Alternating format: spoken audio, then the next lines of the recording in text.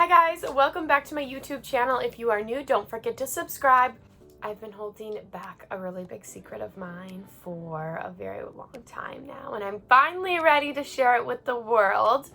And so bear with me. All of these videos were taken a while back, and so I recorded it the wrong way, but I'm still really excited to share this journey with you guys and show you the ups and downs, the positives, the negatives, the excitement, the sadness, all of it, because it's all important in the journey. And here we go. So I just got off the phone with the family that I'm going to purchase my tiny house from. I was super nervous because making an offer on something is nerve-wracking. I can't wait to get this process started. I am now filling out my loan application right now, and I will be hopefully an owner of a tiny house very, very soon. So I look forward to this process. I feel like the hard part is done now. Now I just need to go get my house. Yay! So today I got my acceptance email for my loan for my tiny house. So I am officially going to be a tiny house owner. Today is Tuesday, and I will be picking it up next Tuesday evening, and I'm so excited. I've been working for a really long time trying to make this a possibility. It has been a huge dream of mine for a really long time. There were a few times that I lost hope and I felt very discouraged and I felt like it wasn't for me, but honestly, just never ever give up on the things that you want in your life, on your dreams, on your ambitions. You're gonna have your hard days, but that's what's gonna make everything in the end worth it when it all comes together. Because if it was easy, you wouldn't enjoy it as much. So I'm very excited, and I can't wait to take all videos and to move in and build things and just make it a home. I am now officially an owner of a tiny house, and this has been a really big dream of mine for 2 years before I actually bought it. So people always ask me, why did you want to go tiny? Well, I wanted to go tiny for a few different reasons.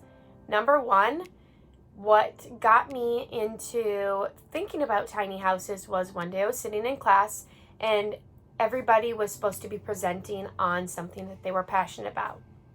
So this girl in my class walked up and she started talking about minimalism.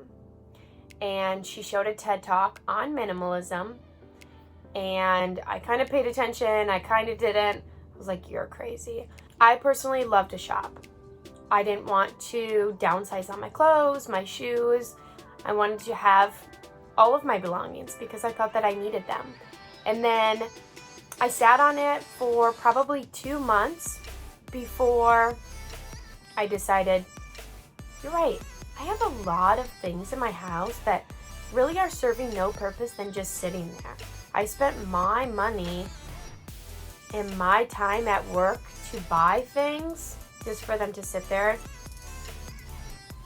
to take up space, because I lived in this ginormous house and blank walls or blank areas, we just feel like we need to fill them with something. So I always found myself buying more and more and more. So I realized, I was like, this money could have went towards going and experiencing things or taking days off of work, traveling, living life. But instead I was investing all of my money that I was making from spending my life working on things. And at the end of the day, that wasn't really making me happy. And so I decided, let's start getting rid of things and see how I feel. So I started getting rid of things, and honestly, like, it's super scary to start out with, and you look around and you're like, but I might use that then, or I might wear this dress for this occasion. And so I picked up all the things that I knew that I could live without. The things that I thought, oh, I might use this then, or might wear this then. I put them all in a box and I put them in my garage. So they were still available to me, but they were out of sight, out of mind. So that way I didn't feel like this urge to be like, oh my gosh, I just got rid of everything. But I did it slowly. And I think that's really important when you start to downsize, is to do things slowly. But then after I started getting rid of things, I was selling them because I wanted to save that money to put towards my tiny house. So I put all that money that I made from selling my belongings to a separate savings account in my bank account. And lo and behold, it was almost $10,000 that I made off of my belongings that I sold. And I think that's crazy. So I put that money towards my tiny house, and that made me really happy.